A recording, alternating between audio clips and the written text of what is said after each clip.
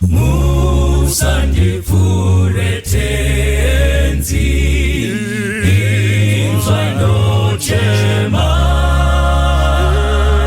apo madaidza vamwe musandipfure muponesi inzwa ndochema apo madaidza vamwe musandipfure ndipenyiwo wenyu mutsa ndinokumbira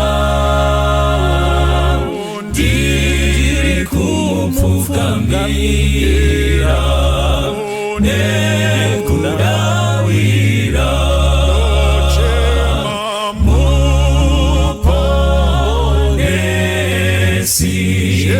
inzwa ndochema apo madaidza vamwe musandipfure ndinomusimbira Jesu ndinokutsvaka rapanyiwa moyo wangu kundiponesa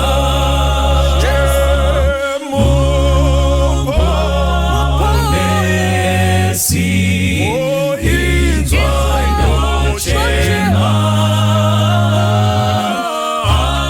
apo madaidza vamwe musandipfure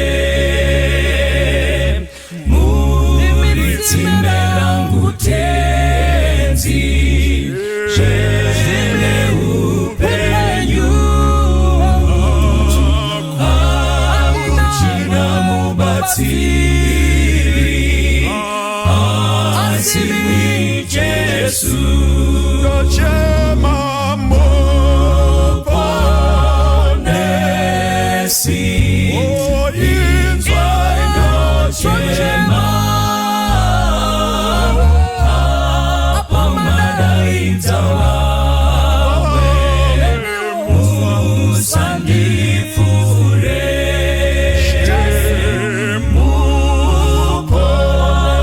muponesi inzwa ndochema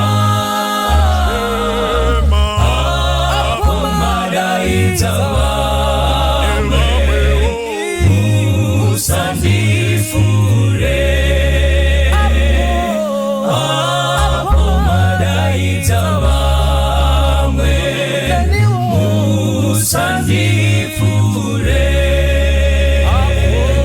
apo madaidza vamwe musandipfure. Kwazwai vanhu vaMwari, tinoda kutenda Mwari nekuti tichiri kuchengetwa munguva dzakadai. Toda kutenda Mwari nezvose zvavanotiitira pasi pezuva munguva dzekupedzisira dzakaipa zvakadai. Itsika yaMwari yekurangarira vanhu vake even munguva dzekuomerwa.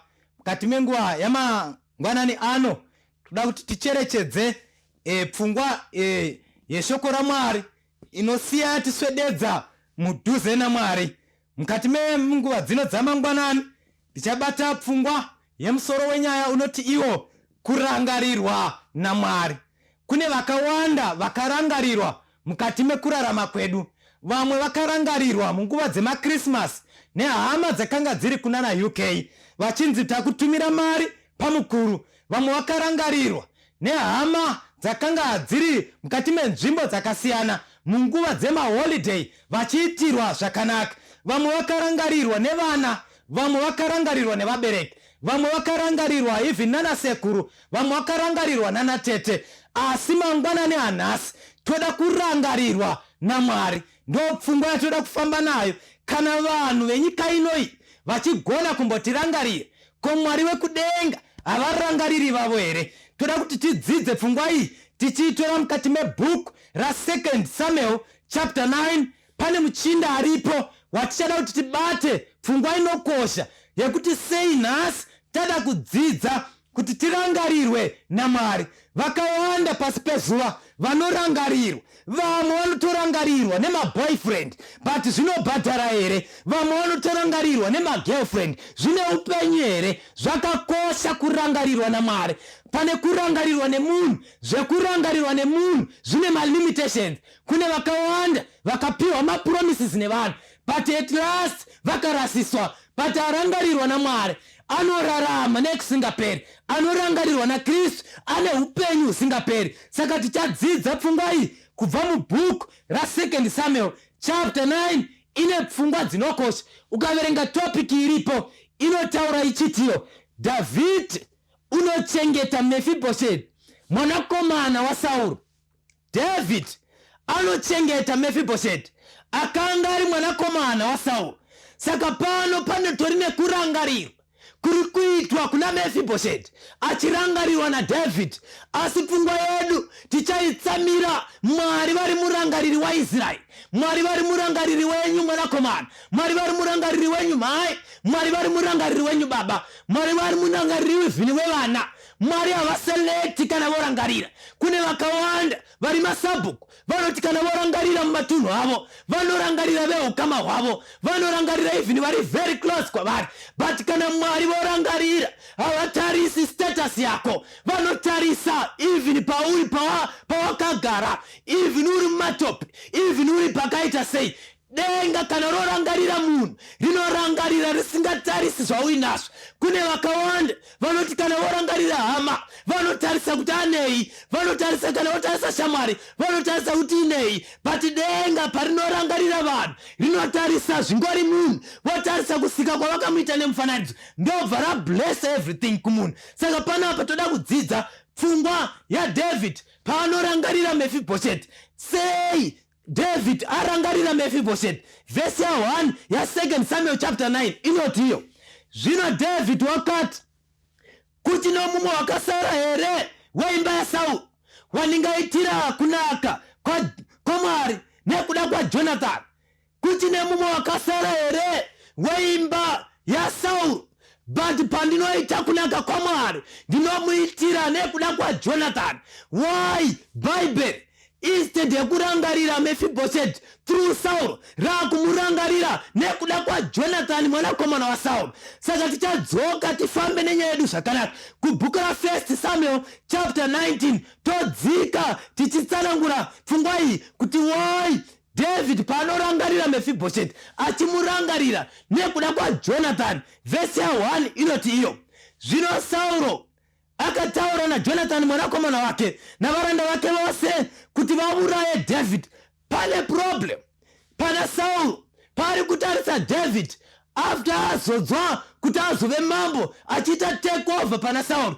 Zvikanzi Sauro anotsvaka nzira dzose dzekuti angauraya sei David. Saka pavhesi ya1 zviri kunzira, zvino Sauro akataura naJonathan mwanakomana wake navaranda vake vose, panoitwa dare rekuti tingabata sei David tikamuwisira pasi tomuuraya. Jonathan mwanakomana waSauro akanga aripo, dare richigarwa. Varanda vakanga varipo, dare richigarwa. Teerera munhu waMwari, kana uri muranda zvataura mambo wako ndo zvaunoita. But panoita Jonathan akanga ari mwanakomana, akanga akagarawo, dare parairongwa akanga akateerera, dare parakanga richikontributwa aivepo, zvose zvakanga zvichiitwa akanga aripo. Vhesi ya2 inoti kudii?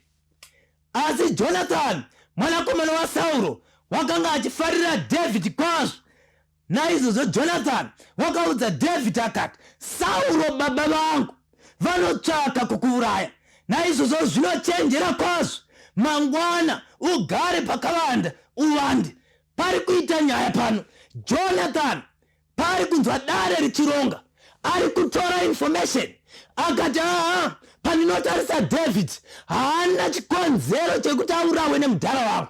But paari kutarisa David ari kuona paine munhu aifanira kuti ave mambo waIsraeri. Israel, anotungamirira Israel kuruponesa. Saka Jonathan anonetseka nemudhara wake Saul, akati chii chapinda pana mudhara wangu, vofungira zano rekuuraya David, amboita sei? Saka ndinoona Jonathan anoswedera ndobva aenda close kuna David, akati tarisa hama yangu, iwewe ya my best friend, but zvafungwa nemudhara wangu ndezvekuti vanoda kukuisira pasi, vari kuda kukuuraya. Saka iwewe ukaramba uchionekera David waparara, because pazvaa zviri kutaurwa ndanga ndakateerera, varanda vanga varipo, they are my witness panyaya yekuda kuurawa kwako. But David, zvaunofanira kuita ndoda kuti utsvake pakavanda. Ipapo anoita sei? Vhesi ya 3 zvikanzi ini ndichabuda ndichanomira kuna baba vangu mumunda mauri, nditaure nababa vangu pamusoro pako kana ndichinge ndikaona chinhu chingakukuvadza. Ipapo Jonathan akareverera David zvakanaka kuna Sauro baba vake, akati kwavari, mambo ngaarege kutadzira David muranda wake, nokuti iye haana kukutadzira imi asi wakakuitirai zvakanaka. Pese David paaiwana the potential yekuti angauraya sei Saul, akanga achiti handingaurayi Saul makandei nekuti muzodzi waMwari, handingatamanidziri ruoko rwangu kuti ndiparadze Saul.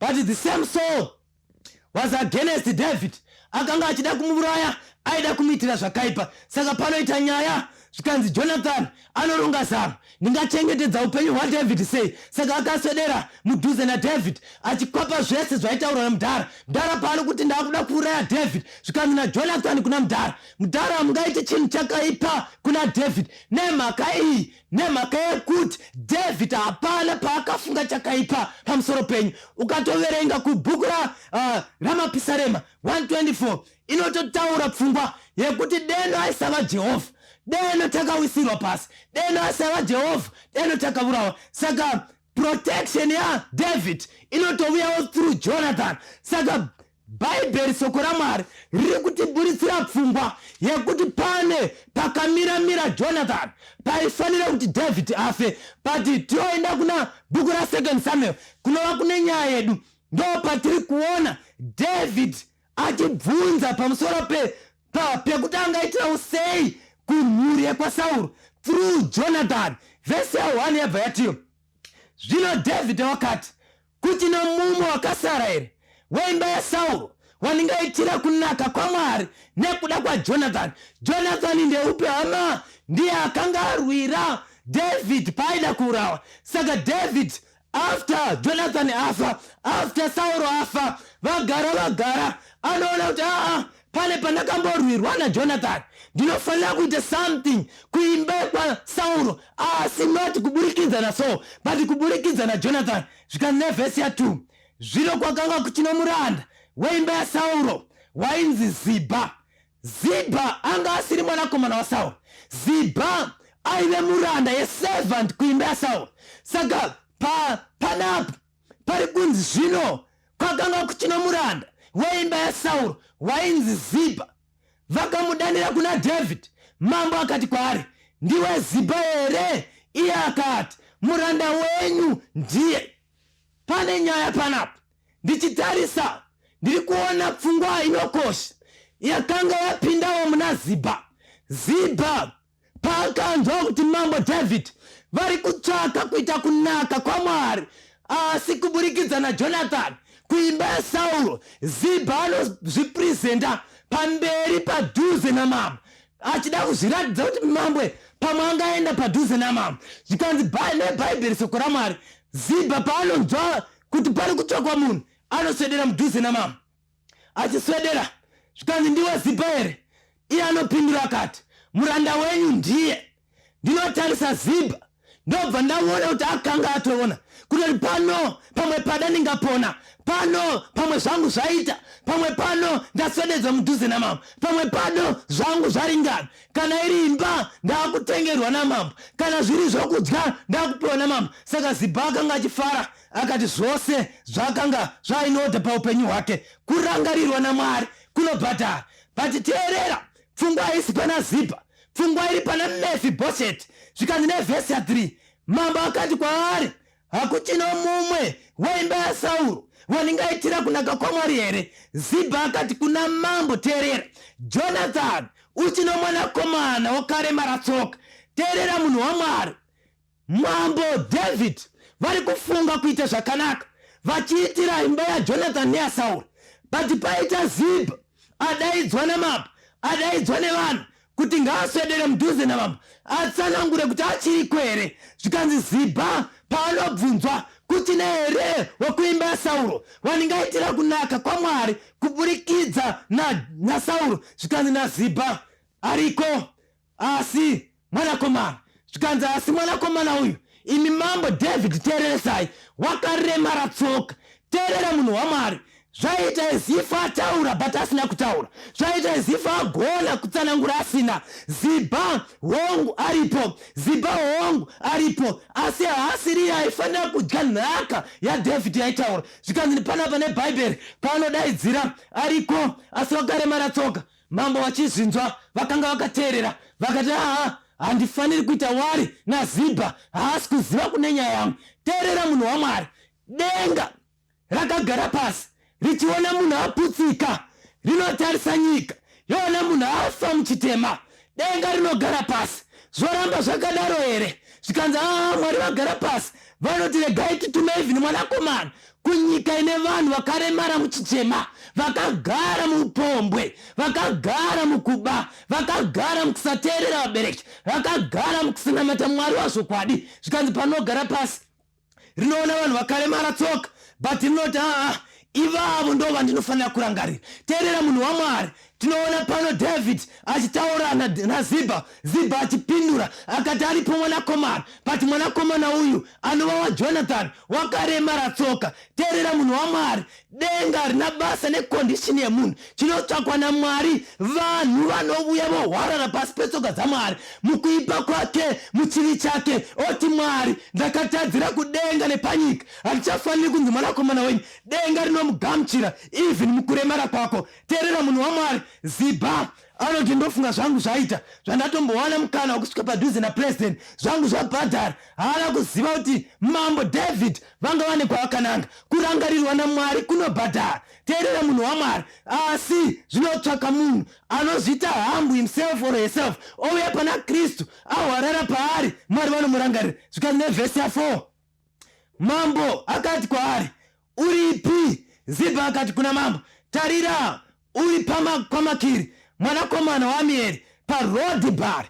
Panapa paitsanangura Zibha aifunga kuti ndikatsanangura pfungwa iyi mambo vachapera moyo. Votarisa kwakanga kuina Mefibhosheti, voti handingaiti kuti ndiende kana kutuma vanhu kundodaidza Mefibhosheti. Saka Zibha paaitsanangura pfungwa iyi achiti Zibha achitsanangura, zvikanzi tarira ari kumba kwaMakiri mwanakomana waAmieri kuRodhibhari. Kureva kuti paaitarisa aiona as if Mefibhosheti hapana mukana wokuuya kuna mambo. Yeti mambo David vaida kuita weukama, weropa naSauro, weropa naJonathan, akanga ari Mefibhosheti. Zibha waive murana, but asiri aifanira kudya nhaka yaifanira kupiwa wekuimba yaSauro. Zvikanzi paanotaura pfungwa iyi pavhesi ya5, ipapo mambo David akatuma nhume kundomutora kumba kwaMakiri mwanakomana waAmieri paRodhibhari. Teerera munhu waMwari. Denga parinogara pasi richitarisa panyika rinoona vanhu vakaremara tsoka.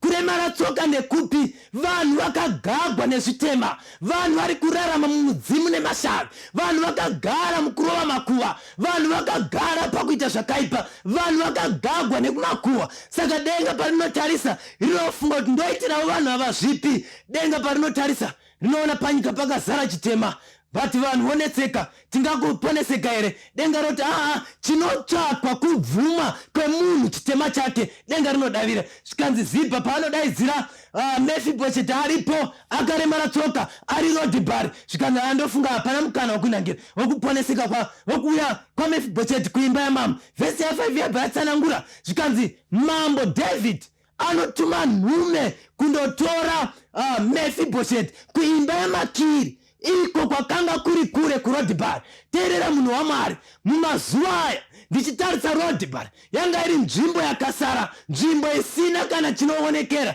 Saka pakanga pachitaura David pairatidza as if hapana chingaitwa naDavid pamusoro paMefibhosheti. Akanga ari kumachonyonyo, akanga ari kumusarabani kwakadzika kwakanga kusingaonekeri. But paanotarisa David anoti ndinofanira kuitira zvakanaka nekuda kwaJonathan ndiMefibhosheti. Zvikanzi panotumwa nhume, zvikanzi rovai pasi vakomana. Ndinoona motaketi ichigadzikwa. Ngatipindei parodhi vakomana, takananga musarabani. Ngatipindei parodhi vakomana, takananga kumachonyonyo. Tinotora Mefibhosheti ataurwa akaremara tsoka ari paRodhibar. Ndinoona motaketi ichipinzwa parodhi, mambo achisara ari muState House kuti vakomana rovai pasi. Makandotora Mefibhosheti auye kuimba yeuponeso, kuimba ine zvose vuchine ukava. Hakuna chinhu chinobhadhara sekugara patebhu namama. Teerera munhu waMwari, kana wasarudza Kristu wauya kuimba yeruponeso, kana wasarudza Kristu wauya kunobhadhara, kana wauya kuna Kristu wauya kune zvese, everything chakumuvha zvakanaka. Zvikanzi mota inorohwa yakananga pasi, yakananga kunotora Mefibhosheti. Mambo vadaidzira rovai pasi vakomana, nhume dziri parodhi. Ndinoona rodhi ichikliwa, vakananga pamusarabani. Hapana mota yaimira parodhi, paingoti vakanzwa sairini vakanga vachisuduruka. Vakananga kunotora Mefibhosheti akaremara tsoka. Teerera munhu waMwari, denga parakadzika richiuya kuzofira munhu, raindofira munhu akanyura muchitema. Wakanyura papi hama kukuuraya here? Wakanyura papi hama kuitira tete makuhwa here? Wakanyura papi hama kuita zvakaipa here pasi pemvura? Kune vamwe vanoflaya mudenga vakananga nechitema. Pawakanyurira ndiwo unopaziva. Panotsvakwa vanhu vanoti kana Kristu avadaidza vanouya pana Kristu vosiya zvakaipa. Saka ndinoona motaketi ichinopinda mukati memachonyonyo ichiti tauya kuzotora Mefibhosheti. Ndinotarisa village yese, painzwa kuti pane mota dzauya kuzotora mukomana.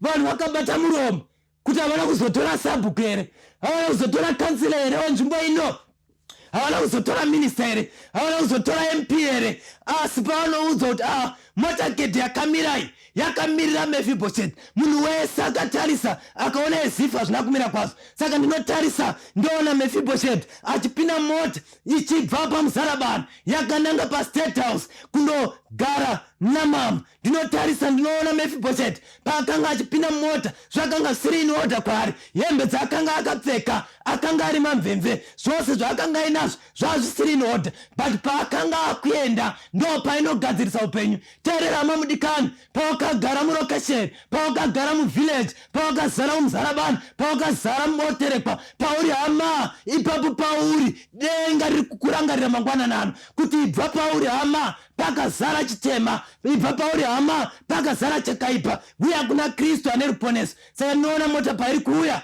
yakanga ine speed inotyisa, yakananga pana mambo. David achingodaidzira, ndaalloketa vari kuenda kunonditorera akaremara tsoka. Hama mudikani, denga parakafira munhu rakafira akaipa, rakafira ari muchitadzo, asi anobvuma kuti ndatadzira Mwari, ndinofanira kudzoka ndouya pana Kristu. Saka mota padzakanga dziri kuuya ndinoona Mefibhosheti achinyemwerera, zvakundoita in order, zvinhu zvake zvakunorongeka. Paakanga achitarisa, ndichanotarisana sei namambo David?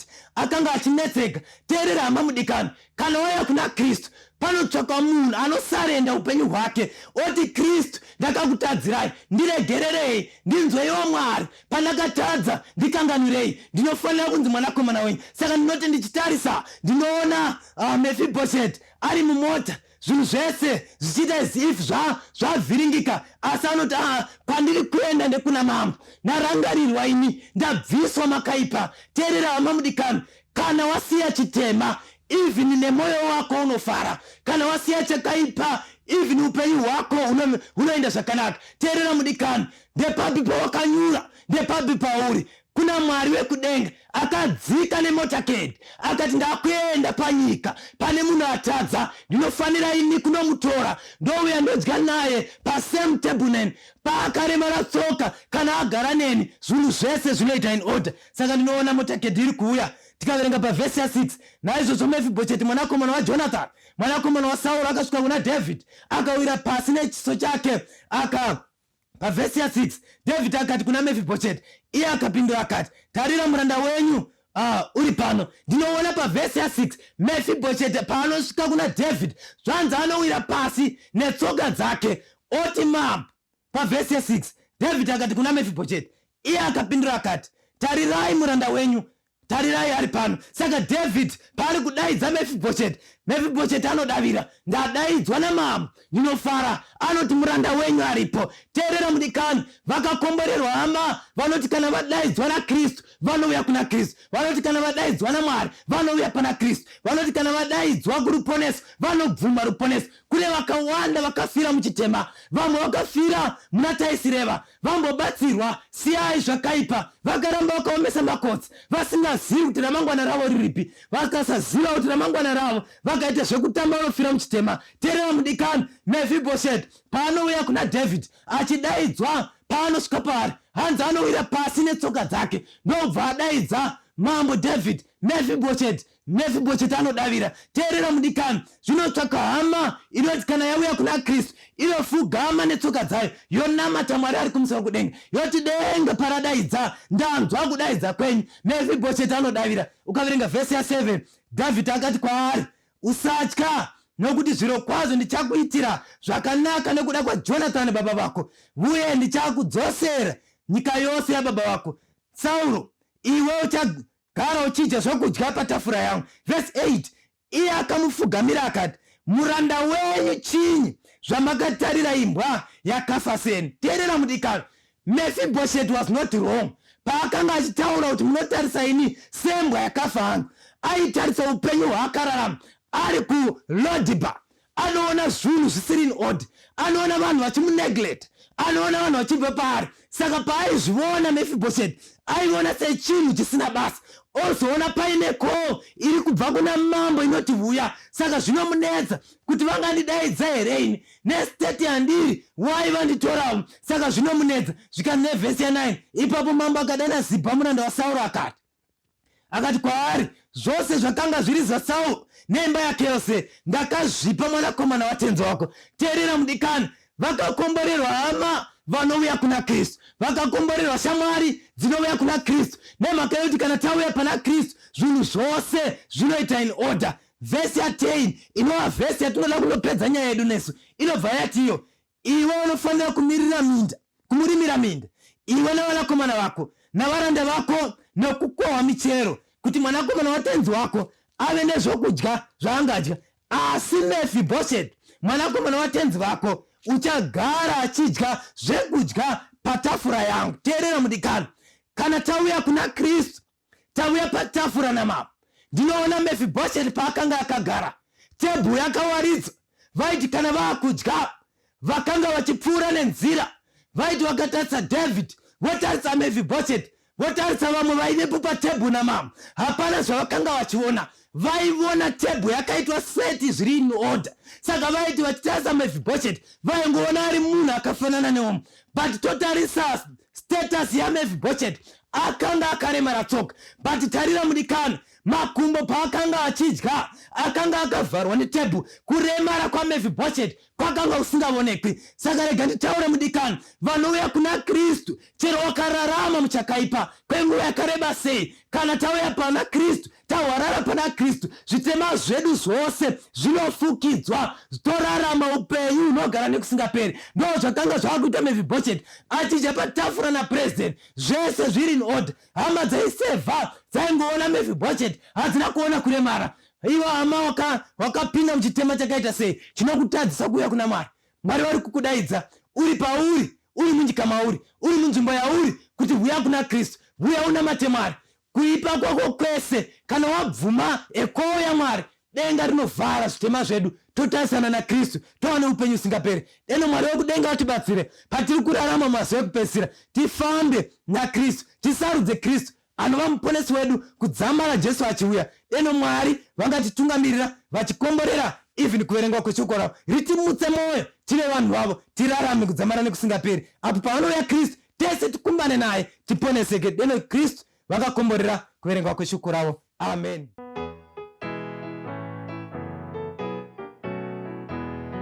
ndafamba kure kumusha tenzi ndotoka ndakaita zvakaipa tenzi ndotoka kumusha zvekusafamba tambanudzai maoko tenzi ndotoka ndarasa makore mamwe tenzi ndotoka ndopinduka nemasodzi tenzi ndotoka